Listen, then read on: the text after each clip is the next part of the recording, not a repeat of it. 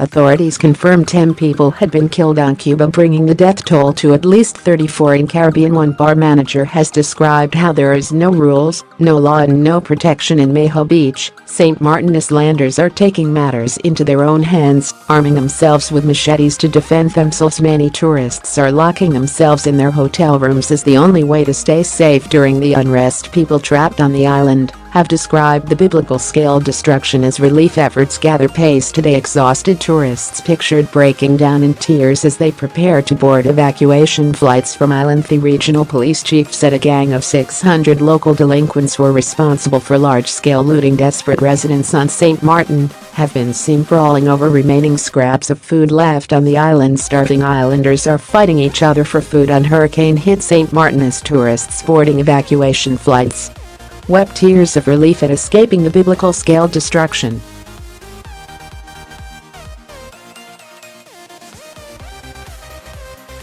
Residents have been seen brawling in the streets over the last supplies on the island, which was laid to waste by Hurricane Irma. Amid reports gangs of armed looters are continuing to terrorize communities.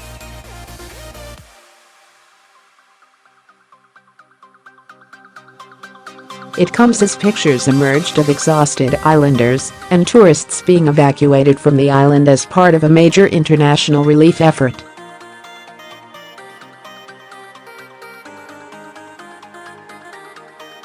Hundreds of holidaymakers are still trying to leave, with dozens lining up outside the Princess Juliana Airport, which was left in ruins in the storm.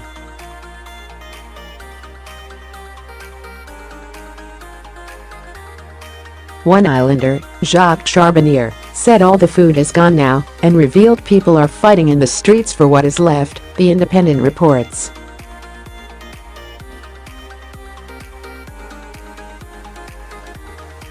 Another 70-year-old Germania Perez said, "There's no food here. There's no water here." Help was making it to the island from the Dutch and French governments, other nations and private organizations.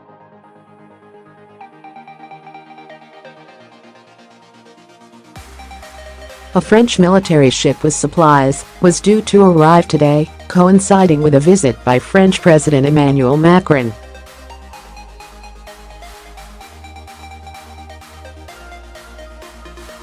Hundreds of tourists are still trying to leave the island, with dozens lining up outside the Princess Juliana Airport, where only 5 large letters of its name remains.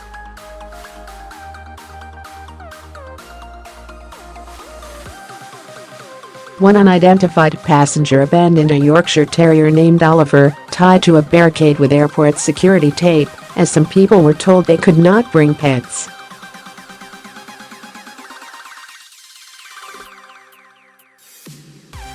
The tiny dog was later rescued by a local resident who took pity on him.As. Foreigners rushed to leave the island. Some of those staying behind are still seeking meals and something to drink.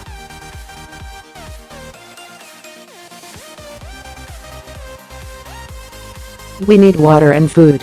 It's not a MAYBD.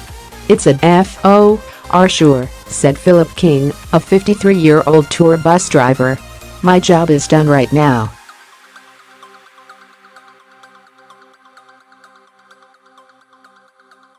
It's gone for a long time. Shelter also is of growing concern for many residents. Dalaney Curtsius, a 44-year-old port security officer, spent the hurricane at a hotel that evacuated its guests after the storm blew out windows.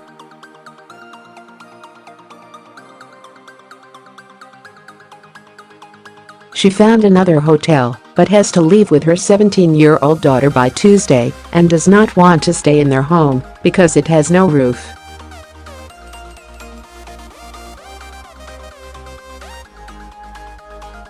"I will try my best, but I have nowhere to spend the night," she said, adding that the homes of her family and friends are already full.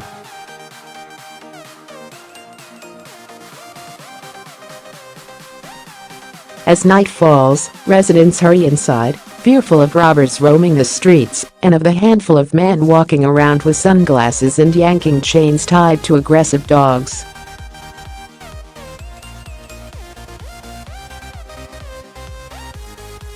"We can't sleep in peace because of the thieves," said Yavani Roque, a 48-year-old mover.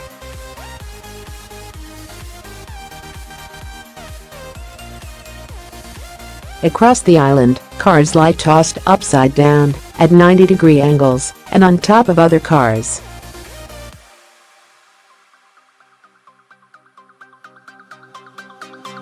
Large boats lean sideways on dry land. The destruction is on a biblical scale, said 51-year-old Raju Bidrani.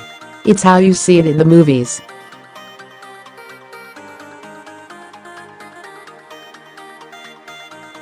It's actually worse than that. Once you have life, hope is there, said 64-year-old retiree Albertus Williams. At least 35 people have been killed by Irma in the Caribbean, 10 of which were in Cuba.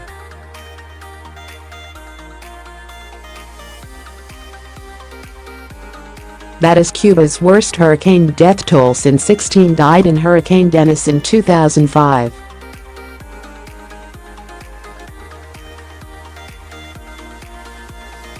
Havana was in recovery mode Monday, with crews cleaning away thousands of fallen trees and electric restored to a handful of neighborhoods.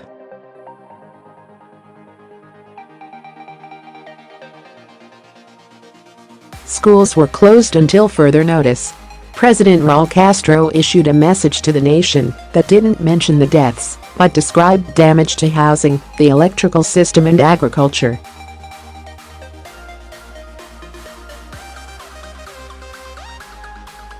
He also acknowledged destruction in the northern Keys, where Cuba and foreign hotel management